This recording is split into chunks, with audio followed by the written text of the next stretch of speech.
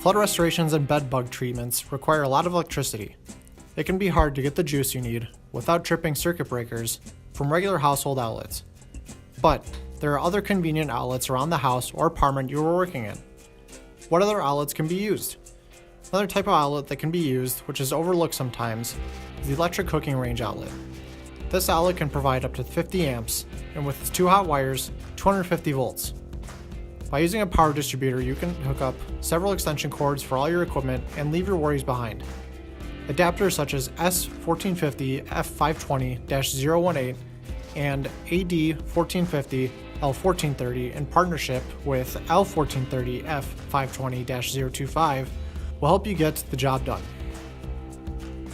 If you have any further questions about power connection solutions, please don't hesitate to reach out and ask us through a phone call, text, or email. Like, comment, and subscribe to see more videos just like this one. Shoot us an email if there's a topic you'd like to see us cover. Thank you for watching.